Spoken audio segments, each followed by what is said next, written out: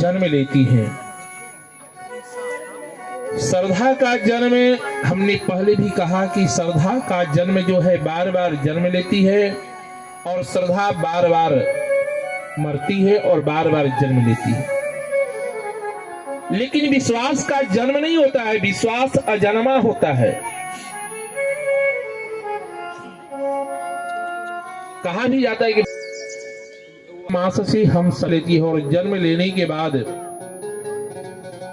देवर्षि नारद जी को जब पता चलता है तो देवर्षि नारद जी हिमांचल राजा के घर में कि नारद समाचार जब पाए, कि जब नारद जी को समाचार मिला कि पार्वती का श्रद्धा का जन्म हो गया है, भवानी का जन्म हो गया है, तो भगवान का नाम का स्मरण करते हुए देवर्षि नारद जी हिमांचल राजा के घर में आते हैं।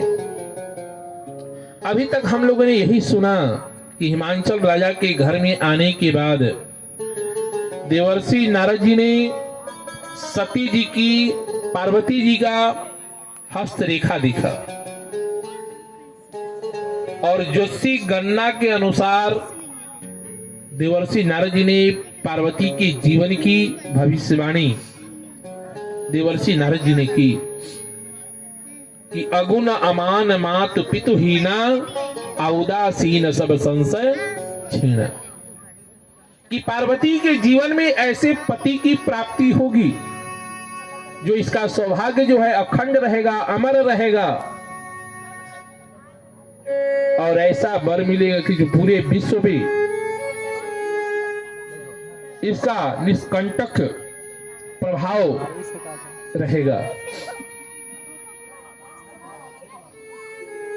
भगवान शंकर जो है निर्विकार होंगे, जबकि भगवान शंकर का नाम नहीं लिया, इसका पति बिल्कुल निर्विकार होगा, जिसके जीवन में कोई विकार नहीं होगी, कोई चाहना नहीं होगी, कोई कामना नहीं होगी। आज के परिवेश में अगर कहा जाए तो कोई मां अपने पुत्र को या अपने पुत्री के जीवन में कोई विरक्ति की भाव को देखना पसंद नहीं करती है कि मेरा लड़का कोई साधु बने जाए। अगर किसी का परिवार, किसी का बच्चा साधु के संपर्क में आता है तो पहले मां को भय होता है, स्त्री को भय होता है कि कहीं हमारा पति साधु न बन जाए, कहीं मेरा लड़का साधु न बन जाए। साधु बनना इतनी सरल नहीं है। साधु का जीवन बड़ा ही कष्टकारी होता है। हमने वंदना प्रकरण में कहा था कि साधु चरित शुभ चरित कपासु जासु निरस गुणमय फल जासु, कि साधु का जीवन चरित्र कैसा होता है तो कपास के रुई के समान होता है, जबकि साधु का जीवन चरित्र तो बिल्कुल इस तरह से होना नहीं चाहिए। कारण कि साधु जो है जगत को कल्याण करने के लिए चलते हैं, जगत का उत्थान करने के लिए चलते हैं, लेकिन फिर भी इस तरह की तुलना दी।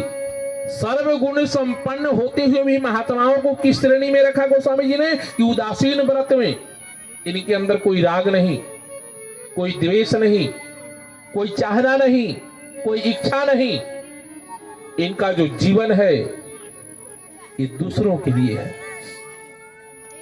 महात्मा जो हैं जीवन अपने लिए नहीं जीते हैं। संत जो जीवन है अपने लिए नहीं, वो जगत के लिए जीते हैं। भगवान शंकर के विषय में भी देवर्षि नारद जी ने कहा कि इस पार्वती के जीवन में ऐसे पति मिलेंगे कि जिसका जीवन अपने लिए नहीं, वो जगत के लिए ही वो जीता है और जगत के लिए ही वो रहता है, खाता पीता जगत के लिए है, अपने लिए कुछ करता नहीं है। लेकिन एक बात और है, पार्वती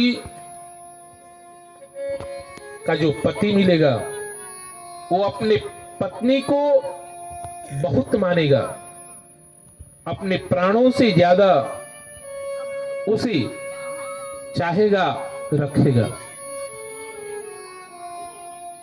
मैना जी को सबसे बड़ा कष्ट हुआ कब? कि जब इसका पति वनवासी होगा, उदासीन होगा, निर्विकार होगा, जिसके जीवन में कोई कामना ना हो। ये बात सुनकर के तपस्वी होगा, बड़ा कष्ट हुआ। कहने का मतलब देवर्षि नारद जी ने जब ये बात कही तो देवर्षि नारद जी की बात को माता पिता ध्यान से सुने, लेकिन संत की वाणी कभी मिथ्या नहीं जाती है। एक तरफ तो माता के जीवन में हर्ष भी है और एक तरफ मां के जीवन में विषाद भी है। हर्ष किस बात की? कि हमारे घर में अम्बा परम्बा जगदम्बा जगत जननी का अवतार हुआ है हमारे घर में। और दूसरी तरफ विषाद किस बात की है? कि जो मेरे पुत्री के जीवन में जो वर मिलेगा वो उदासीन मिलेगा। उदासीन का मतलब कि संत महात्मा जोगी ऋषि बनकर के मिलेगा। तीसरी बात विषाद इस बात की थी कि न रहने का घर न खाने का भोजन मिलेगा। ये व्यथा जो है मैना मैया के जीवन इसलिए खटक रहा है कि हमारे पुत्री के जीवन में सब कुछ है, लेकिन रहते हुए भी उसे रहने का घर नहीं है। हर्ष किस बात की है? कि इसके जीवन में पति मिलेंगे। कैसा मिलेंगे? कि जिसका जगत में प्रभाव रहेगा। जगत में प्रभाव रहेगा, जगत दुनिया उसका पूजा करेगी, पूजन करेगी। ये बात मैना मैया के जीवन में हर्ष का विषय बनता है, लेकिन सबसे बड़ी विषाद का विषय यही बनता है। देवर्षि नारद जी ने हिमांचल राजा से और मैना मैया से कहा कि तेरे पुत्री के जीवन में अगर ये अवगुण जितने भी हैं ये भगवान शंकर में है। किसमें है? भगवान शंकर में है। और भगवान शंकर की प्राप्ति करना इतनी सहजता नहीं है। भगवान शंकर को प्राप्त करने के लिए अपनी बेटी से कहो कि जाकर के तपस्या करे। भला कोई ऐसी दुनिया में मां होगी जो अपने बेटी को जाकर के कहे कि तू चली जा जंगल में और जाकर के तपस्या कर, और वो भी 5 साल की अवस्था में। 5 साल की अवस्था में किसी भी मां का हृदय, किसी भी मां का आत्मा कभी ये नहीं कर सकता है, कारण कि वात्सल्य जो भाव है वो वात्सल्य भाव मैना जी अपने मुख से अपने बेटी को कैसे कहे कि बेटी तू चली जा तपस्या करने। भला कोई माँ अपनी बेटी को कह सकती है क्या? दुनिया में कोई ऐसी माँ नहीं हो जो अपने बेटी से कहे कि तू चली जा करके जंगल में तपस्या कर। कोई ऐसी माँ नहीं कि जो अपनी बेटी को कह दे कि तू जंगल में चला जा तपस्या कर, वो भी 5 साल की उम्र में। इस सबके हृदय की बातें पिता भले कह सकता है, कारण कि पिता का हृदय जो है कठोर होता है और मां का हृदय कोमल होता है। दूसरी बात कि वात्सल्य भाव भी है। पिता के जीवन में वो वात्सल्य भाव की जागृति नहीं हो पाती है। अब पति पत्नी हिमांचल राजा और हिमांचल जी की पत्नी आपस में विचार करती है कि अपनी बेटी को मैं कैसे कहूं कि तू जाकर के जंगल में तपस्या कर। मैना मैया विचार करती हैं, पूरी रात्रि विचार करती हैं। इधर देवर्षि नारद जी का आदेश कि अपने बेटी को जंगल में भेजो तपस्या करने के लिए, और तब जाकर के शंकर जैसे पति की प्राप्ति तेरे पुत्री के जीवन में होगी। रात्रि व्यतीत हुआ। मैना मैया मन ही मन विचार कर रही थी कि कैसे मैं अपनी बेटी से कहूं कि तू जा जंगल में और जा करके तपस्या कर। जैसे ही मैया अपने बेटी के कक्ष में पहुंचती हैं तो पार्वती उठ करके अपने मां से अपने हृदय की उद्गार को कहती है कि मां, आज मैं रात्रि में स्वप्न देखा, और जब मेरी निद्रा आए तब वो ब्राह्मण मेरे स्वप्न में आए और स्वप्न में आकर के बार बार कहे कि बेटी तू जा तपस्या कर।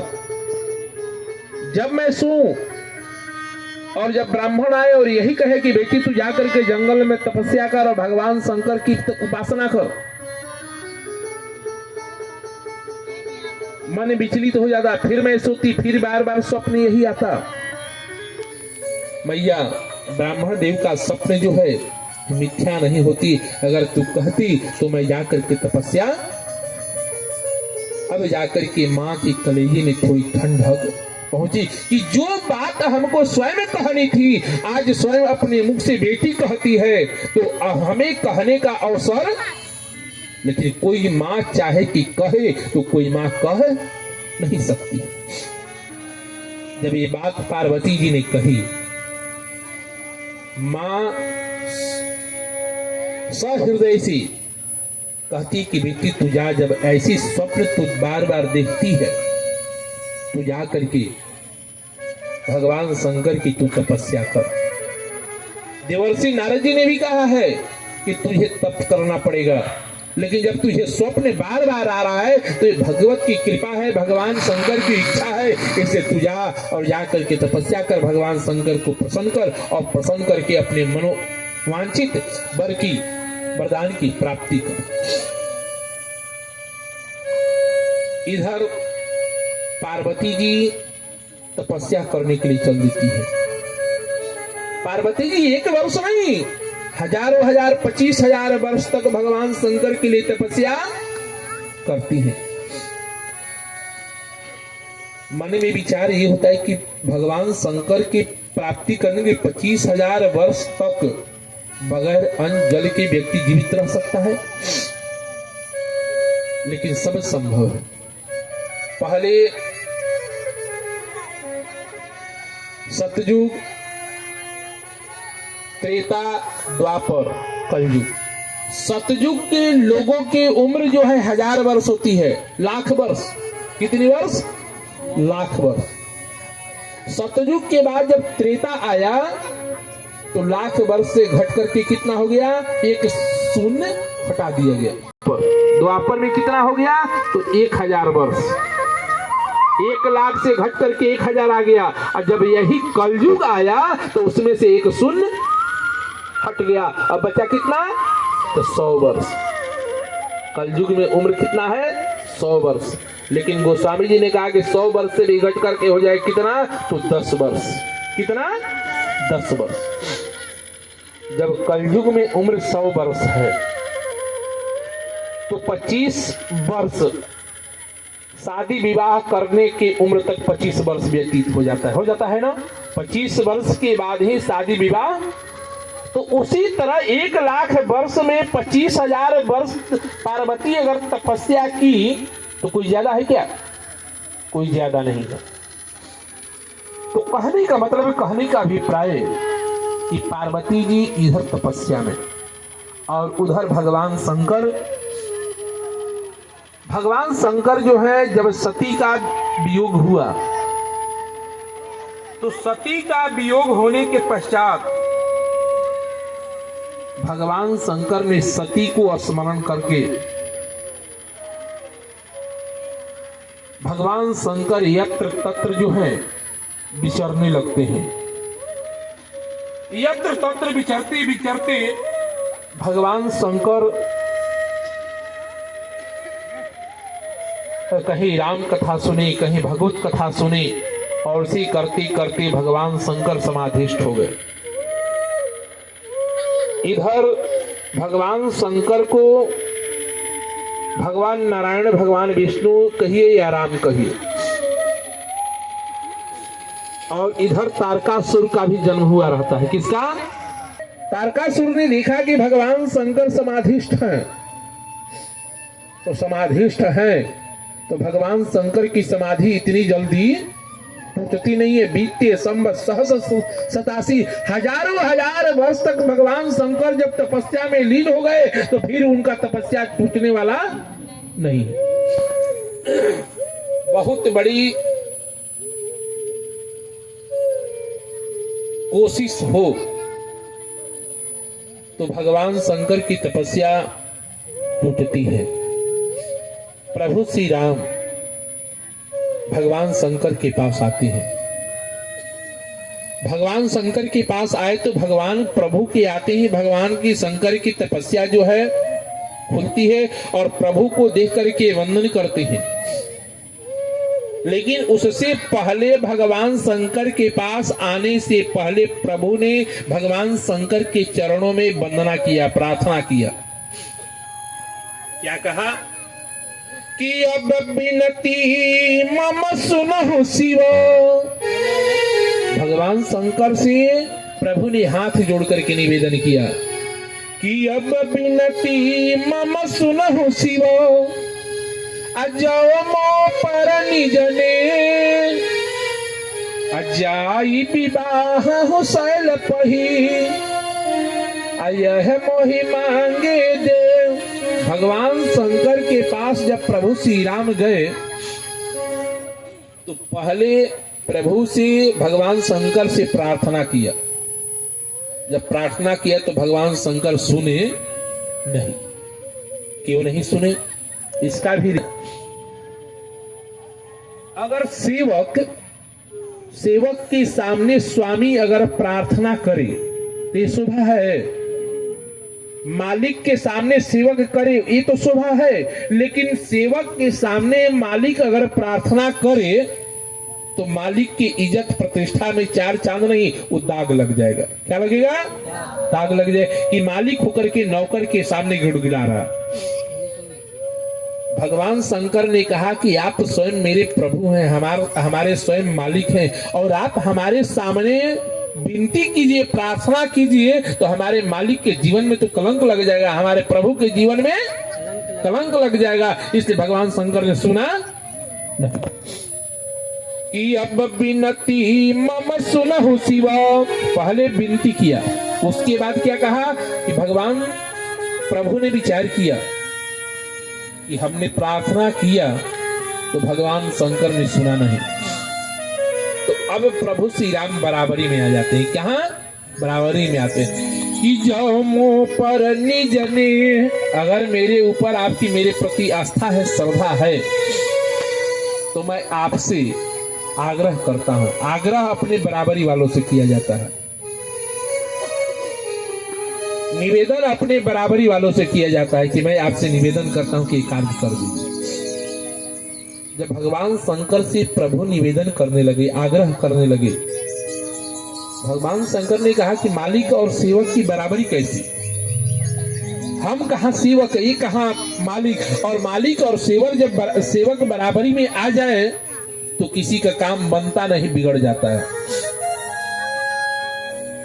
प्रकृति में अगर सबको एक सम्मान कर दिया जाए, एक सम्मान माने बराबर, तो क्या प्रकृति चलेगी? कभी नहीं चलेगा। ये पांचों अंगुली को अगर बराबर कर दिया जाए तो यहाँ कोई काम कर सकता है कि सब बड़ा छोटा सब है, लेकिन सब जब मिलता है तब कुछ विशेष काम होता है, लेकिन सबसे सब काम नहीं होता है। अगर सबसे सब काम न हो और सबकी तुलना एक जैसी करे तो कभी संभव दुनिया में नहीं है। परमात्मा ने बड़ा सोच समझ करके ये नियम बनाया। क्या है? काल चक्र। क्या है? काल चक्र। काल चक्र की पढ़ाई 8 क्लास या 7 क्लास में होती है ना, कि नहीं होती है? कालचक्र की पढ़ाई पढ़ी हो सब? हाँ यार बोलो ना। कालचक्र, एक परिधि से दूसरे परिधि की ओर जाना, इसको क्या कहते हैं? कालचक्र। प्रकृति का नियम है कि एक परिधि से चल करके दूसरे परिधि पे जाए और फिर पुनः उसी परिधि पे आ जाए, उसको कहा जाता है कालचक्र। एक ही चक्र पे एक ही बिंदु पे वो चक्र घूमते रहता है। जैसे साइंस में पढ़ाया जाता होगा कि जल को बनाने में क्या क्या किस किस से जल बनता है? Hydrogen oxygen. हैं? Hydrogen oxygen. हाइड्रोजन और ऑक्सीजन, H2O, यही ना? हाँ सर। और जब उसी जल को अग्नि पे चढ़ा दिया जाए तो वाष्प बन करके हाइड्रोजन और ऑक्सीजन बन करके फिर वायुमंडल में चला जाता है। लेकिन फिर वही वायुमंडल में जाकर के वाष्प बन करके फिर पुनः जल बन करके इस धरित्री पे। कहने का मतलब कि एक परिधि से दूसरे परिधि पे घूमना ही इसको काल चक्र कहा जाता है। जन्म लेना, मरना, मरना, फिर जन्म लेना। जीव कभी मरता, शरीर मर जाता है, लेकिन जीव ये बार बार जन्म ले जीव जन्म लेता है और बार बार मरता है। इसी को काल चक्र कहते हैं। तो भगवान शंकर ने कहा कि कभी मालिक और नौकर की बराबरी कर दी जाए तो कार्य बनेगा नहीं, बिगड़ जाएगा। इसलिए भगवान शंकर ने प्रार्थना किया, विनय किया, तो भी भगवान शंकर ने सुना नहीं कि अब विनती मम सुनहु शिव।